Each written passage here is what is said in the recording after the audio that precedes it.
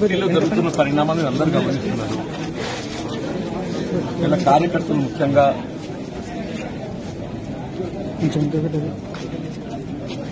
అంటే వాళ్ళు ఏ విధంగా మనస్తాపానికి గురైండ్రు, వాళ్ళు ఏ విధంగా బాధ వ్యక్తం చేస్తున్నారు.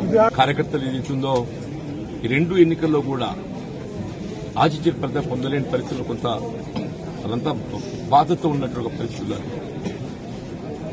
ఇవాళ మరి ఇక్కడ ఇంతకాలం ఏదైతుందో ఎవరితోనైతే పోరాటం చేసినామో మరి ఆ శాసనసభ్యుని ఏదైతుందో ఏకపక్షంగా పార్టీలు చేర్చుకోవడం పట్ల కార్యకర్తలందరూ కూడా వారి యొక్క బాధ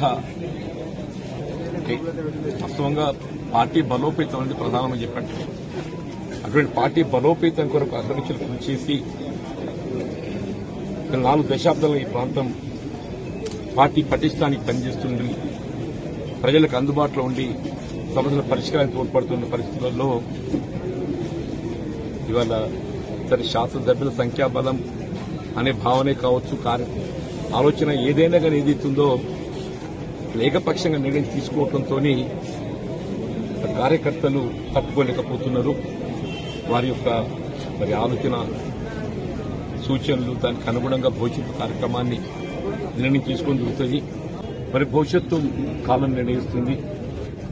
భవిష్యత్తు నిర్ణయం ఏదైతుందో కాలం నిర్ణయిస్తుంది, దానికి అనుగుణంగా ముందు పడుతుంది. అంటే ఇప్పుడు మంత్రి శ్రీధర్బాబుతో మీరు మాట్లాడారు కదా, మీరు అంటే ఆయన సమ్మతించారా? విద్వత్ సంతృప్తి అనేది కాదు, జరిగిన పరిణామాలపై ఏదైతుందో చర్చించడం జరిగింది. జరిగిన పరిణామాలపై చర్చించడం జరిగింది.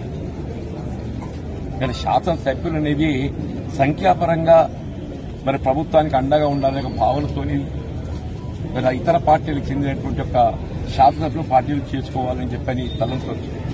కానీ ఆ చేరిక అనేది ఆ ప్రాంత కార్యకర్తల యొక్క మనోభావాలను కూడా గౌరవించాల్సినటువంటి బాధ్యత పార్టీపై ఉంటుందని చెప్పని నేను భావిస్తాను. చెప్పండి, దశాబ్ద కాలం తెలంగాణ రాష్ట్రం ఏర్పడినప్పటి నుండి కూడా మరి ఈ ప్రాంతంలో కాంగ్రెస్ పార్టీ బలోపేతం కొరకు కృషి చేసినటువంటి కార్యకర్తల మనోభావాలకు భిన్నంగా కేవలం శాసనసభలో సంఖ్యాబలం అనే యొక్క భావంతో చేసుకోవడంతో వీళ్ళ కార్యకర్తలు అభిమానులు